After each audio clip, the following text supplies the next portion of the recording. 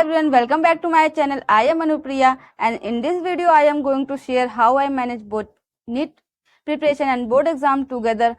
Yes, I know it is not easy, but with the right mindset and planning it is possible. तो काफ़ी बच्चे ऐसे भी होंगे जो मेरे तरीका ही 11 से ही अपनी नीट की प्रिपरेशन स्टार्ट कर चुके होंगे और काफ़ी बच्चे ऐसे होते हैं जो 11 से ही अपनी नीट की प्रिपरेशन स्टार्ट कर चुके होते हैं। तो मैं आज यहाँ पर कोई टॉपर्स की बात नहीं करूँगी कि टॉपर्स का माइंडसेट क्या रहता है।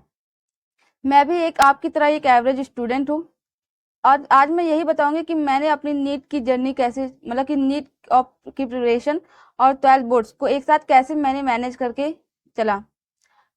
तो मैं कोई टॉपर्स तो वैसे मैंने कहा कि मैं कोई टॉपर्स नहीं हूँ और मैं भी आपकी तरह एक एवरेज स्टूडेंट ही हूँ। मैंने चाहे बोर्ड्स एग्जाम हो या फिर कोई भी एग्जाम हो, मैंने कभी भी आज तक मैं भी टॉप नहीं किया है मैंने। तो जो बच्चे अभी 11 से अपने क्लास 11 से नीट की प्रिपरेशन स्टार्ट कर चुके होंगे उन लोगों के माइंड में भी यही चल रहा होगा कि 12 के बोर्ड्स और नीट एग्जाम को कैसे एक साथ मैनेज करके चलें। तो काफ़ी बच्चे ऐसे होते हैं जो कोचिंग अफोर्ड कर लेते हैं, लेकिन बहुत बच्चे ऐसे भी हो जाते हैं जो कोचिंग में नहीं ले पाते हैं। लेकिन दोनों का ड्रीम एक ही होता है कि उनको डॉक्टर बनना है और एक गवर्नमेंट मेडिकल सीट चाहिए। तो अगर हम डॉक्टर बनने की बात नीट एग्जाम की बात करें कि तो नीट एग्जाम सिर्फ टॉपर्स से ही नहीं निकालते हैं। नीट एग्जाम एक एवरेज बच्चा भी निकाल सकता है, जैसे मैं भी हूँ। मैं भी एक एवरेज, तो मैंने भी अपना नीट एग्जाम क्लियर किया है। तो डॉक्टर वह हर बच्चा बन सकता है, चाहे वो टॉपर हो चाहे वो एवरेज हो। तो आज मैं आपको अपना रियल एक्सपीरियंस शेयर करूंगी कि कैसे मैंने नीट के एग्जाम और 12 बोर्ड्स को एक साथ कैसे मैनेज किया और कैसे मेरे 12th में 83.6% भी आए और कैसे मैंने फर्स्ट अटैम्प्ट में ही अपने 615 स्कोर भी किया। आप लोगों को मतलब किसी किसी को परसेंटेज जो 83.6% मेरे 12 बोर्ड में आए हैं, किसी किसी को यह कम भी लग रहा होगा, किसी किसी को ज़्यादा भी लग रहा होगा और काफ़ी लोग ऐसे होंगे जो सेटिस्फाई होंगे कि जैसे कि मैं भी हूँ कि मैं इस अपने नंबर से सेटिस्फाई हूँ कि जितना मैंने अपना दिया 100% उतना मुझे मिला हुआ है नंबर परसेंटेज भी। तो इसलिए मुझे कोई इतना ज़्यादा होप भी नहीं था कि मेरे ज़्यादा परसेंटेज आएंगे, क्योंकि मैंने जिस लेवल की प्रिपरेशन की थी मेरे उतने ही आए हैं। तो जब अभी काफ़ी बच्चे स्टूडेंट होंगे मतलब कि जो अभी क्लास 11th में होंगे, क्लास 12 मतलब जो स्कूल में रहते हैं, उन लोग का माइंडसेट ये रहता है कि आप लोग 12 के परसेंटेज का मतलब ज़्यादा वो करते हैं कि मतलब कि उनके 10th परसेंटेज या फिर 12th का जो करते हैं कि उनका 12th में इतना परसेंटेज आया है, इनका 10th में इतना परसेंटेज आया है। तो अगर आप आगे जाकर देखेंगे तो नीट में सिलेक्शन के बाद तो इसके 12 बोर्ड्स का परसेंटेज कोई इतना मायने नहीं रखता है। अगर आप नीट में सिलेक्शन ले लेते तो आपका 12 बोर्ड्स का कोई ये नहीं पूछेगा कि आपके 12 बोर्ड्स में कितने परसेंटेज आए थे, क्योंकि अभी रिसेंटली भी मेरा भी नीट में 2025 में सिलेक्शन हुआ है। तो कोई ये नहीं पूछेगा कि तुम्हारा मतलब 12 बोर्ड्स में कितना परसेंटेज था। सब यही कह रहे हैं कि हाँ सिलेक्शन हो गया, बस यही। तो इसलिए मैं यही करूँगी कि आप लोग भी ज़्यादा अभी नीट का प्रिपरेशन करें तो आप 12 का बोर्ड्स की मेरा कितना परसेंटेज आएगा, कैसे मुझे पढ़ना है, तो ये सब के लिए आप अभी ज़्यादा इतना परेशान मत हुई परसेंटेज को। मतलब काफ़ी बच्चे ऐसे होते हैं जो अपना जून जुलाई से ही शुरू कर देते हैं, जैसे नीट की तैयारी तो करते हैं, मतलब जून जुलाई से ये भी शुरू कर देते हैं कि 12th का भी पढ़ना। तो 12th में तो कहूँगी कि अभी आप ऐसी गलती ना करें कि मतलब 12th का अभी से ही पढ़ना शुरू कर दें, क्योंकि 12th में कितने सब्जेक्ट होते हैं, 5 सब्जेक्ट ही होते हैं, फिजिक्स केमिस्ट्री बायोलॉजी हिंदी और इंग्लिश। उसमें से 3 सब्जेक्ट तो आप नीट के लिए भी पढ़ते हैं, फिजिक्स केमिस्ट्री और बायोलॉजी, और बचा हिंदी और इंग्लिश, तो वो आपको अलग से थोड़ा पढ़ना रहता है। अगर आप अभी से मतलब जून जुलाई से ही पढ़ना शुरू कर देंगे तो वो आपका मतलब टाइम वेस्ट की तरह ही होगा। और आप करें कि नीट मतलब कि कॉम्पिटिटिव एग्जाम की तैयारी, तो आपको इसमें टाइम वेस्ट नहीं करना है, क्योंकि आप अगर टाइम वेस्ट यहाँ करेंगे तो मतलब आपका काफ़ी नुकसान हो सकता है। इसलिए अब मैं तो यही बताऊंगी कि अब अभी से जून जुलाई से आप अपना जो इंग्लिश हिंदी पढ़ना शुरू कर देते हैं, ये अभी से मत करिए। अगर मैं अपना बताऊँ कि मैंने कब से तैयारी मतलब कि हिंदी इंग्लिश मैंने कब से पढ़ा, तो मैंने पेपर के मतलब कि बोर्ड एग्ज़ाम शायद फरवरी में स्टार्ट हुआ था मेरा 8-9, तो मैंने दिसंबर लास्ट और जनवरी तक मैंने अपना पढ़ना शुरू कर दिया था हिंदी इंग्लिश। जैसे मैंने अगर हम लोग हिंदी इंग्लिश की बात करें तो कैसे मैंने पढ़ा था, तो हिंदी इंग्लिश मैंने यूट्यूब से पढ़ा था।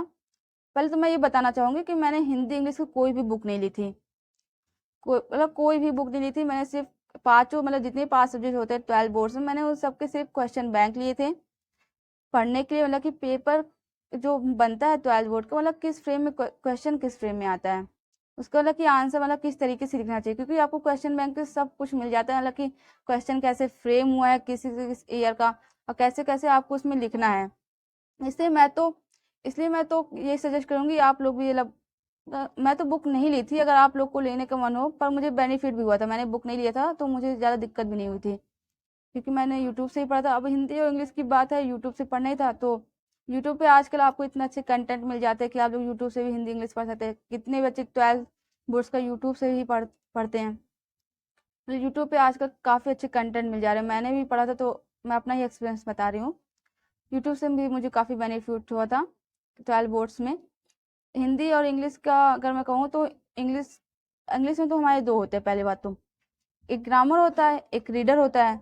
तो जो ग्रामर था वो मैंने पूरा, क्योंकि ग्रामर में हमारा कुछ मतलब उसे याद करना होता है, जैसे एंटोनियम साइनोनियम होगा, ये सब हम लोग को याद ही करना होगा, ये सब मुझे कहानी तरीका नहीं याद होगा, इसलिए मैंने इसको क्वेश्चन बैंक से याद किया।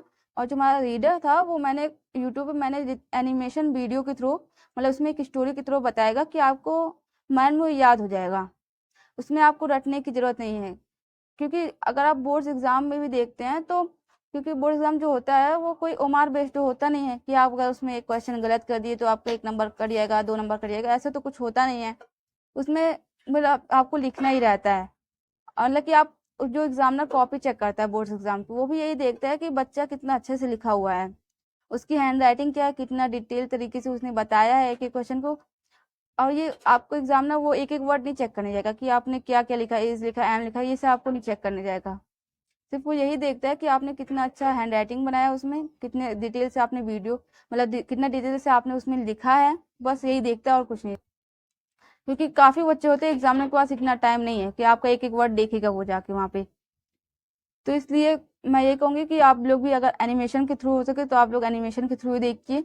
वो ज़्यादा मतलब कि आप जैसे आप लोगों ने बचपन में भी सुना होगा कि कहानी उन्हें कोई सुना देता होगा तो आप लोग को जल्दी याद हो जाता होगा, क्योंकि वो कहानी रहता था इसलिए आप लोग को जल्दी याद हो गया। इसलिए मैं यही कहूँगी कि आप लोग भी ऐसे ऐसे ही करिए, क्योंकि मुझे बेनिफिट हुआ है तभी मैं आपको बता रही हूँ। और हिंदी की बात करें, हिंदी भी मैंने यूट्यूब से पढ़ा था, जो याद करने वाला चीज़ रहता था उसको मैं याद ही करती थी क्वेश्चन बैंक से, क्योंकि मैंने तो बुक लिया नहीं था, तो उसको मैं क्वेश्चन बैंक से याद ही करती थी। बाकी जो यूट्यूब से समझने वाला चीज़ है तो मैंने तो वो देखा ही, क्योंकि समझने वाली चीज़ तो हर चीज़ तो रटा नहीं जा सकता है। और अगर मैं उसके आगे फिजिक्स केमिस्ट्री और बायोलॉजी की बात करूँ 12 बोर्ड्स के लिए, तो उसमें आपको अलग से प्रिपरेशन करने की कुछ ज़रूरत ही नहीं है, क्योंकि जो नीट के लिए आप पढ़े वो तो जो बोर्ड का लेवल होता है उससे भी आप ज़्यादा ही पढ़ चुके हैं।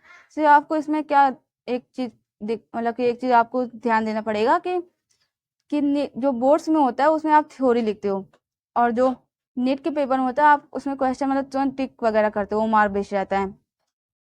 तो इसके लिए आपको थ्योरी देखने के लिए आप क्वेश्चन बैंक जरूर लीजिएगा, कि क्वेश्चन बैंक में आपको दिया रहता है कि मतलब क्वेश्चन कैसे है, आप उसमें आंसर कैसे लिखा हुआ है, इसलिए आप लोग क्वेश्चन बैंक से उसमें पढ़ सकते हैं। क्योंकि अब तो नीट का जो पेपर बनता है वो भी इसी लेवल का बनता है कि जो बच्चा 12th बोर्ड्स एग्जाम दे रखा है वो भी तुरंत एग्जाम दे सकेगा, और निकलते भी हैं, काफ़ी बच्चे ऐसे निकलते भी 12th बोर्ड्स के साथ तुरंत निकलते हैं। इसलिए अब नीट का पेपर इसी लेवल का ही बनाया जा रहा है। बाकी मैंने अपने नीट मतलब कि बोर्ड्स में इतना ही कुछ किया था, ज़्यादा मैंने बाहर का कुछ किया ही नहीं। बाकी आप लोग को अगर यह वीडियो अच्छी लगी हो तो please like share and subscribe कीजिएगा। अगर आप लोग को कोई डाउट होगा तो प्लीज़ कमेंट जरूर करिएगा। थैंक